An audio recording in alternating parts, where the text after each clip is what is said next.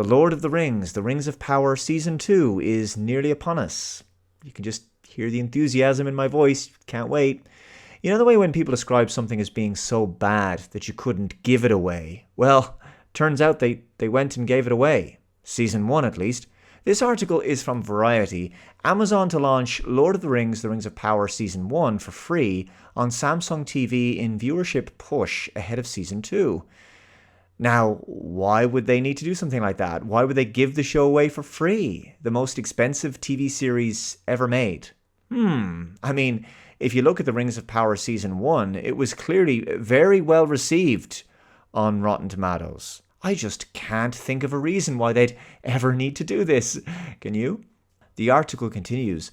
Amazon is making a big attempt to pull in more viewers for The Lord of the Rings of Power, ahead of the big-budget series Season 2 premiere by offering the first season up for free on Samsung devices. Beginning today, the 8-episode first season of Rings of Power will stream on Samsung TV Plus, a free ad-supported streaming platform that comes pre-installed on Samsung TVs and Galaxy devices. The first season will be available August 15th through 28th, just ahead of the August 29th premiere of Rings of Power Season 2 on Amazon's paid streamer Prime Video. The offer marks the first time the entire first season of Rings of Power, which aired September to October 2022, will be available to stream for free. Of course, as you know, the first season is just so good. It serves as the perfect advertisement for Season 2. Anyone who watches Season 1 will, I'm sure, be just giddy with excitement for Season 2. The goal here is for Amazon to get as many eyeballs on the J.R.R. Tolkien-inspired adaptation as possible, with Samsung TV Plus giving 300 million screens in the US, Canada, Brazil, the UK and Germany access to the show to boost the audience for Season 2. Why ever would they need to do that?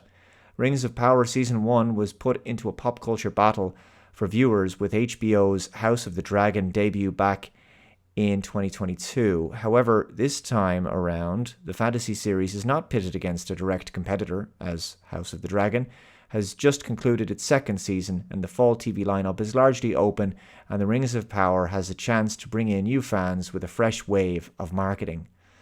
It's so weird, isn't it? I mean, in a world where quality television was still being made, right, hypothetically, and franchises and iconic intellectual property like Tolkien's work weren't being sullied in the way Rings of Power has done, the Lord of the Rings name itself would be and should be more than sufficient to market an epic fantasy series.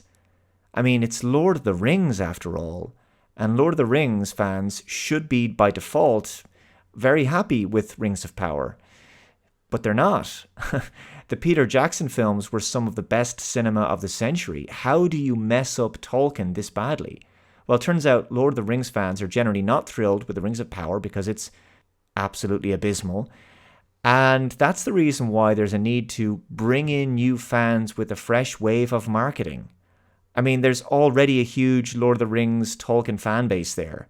But because the Rings of Power series is so bad, and so many of those fans were alienated by Season 1 and just completely turned off, they've now got to try to find new people to watch this garbage. Well, everything about this move smacks to me of pure desperation. Let me know your thoughts in the comments below. Thank you very much for watching. Subscribe for more. Take care. I'll see you next time. Bye-bye.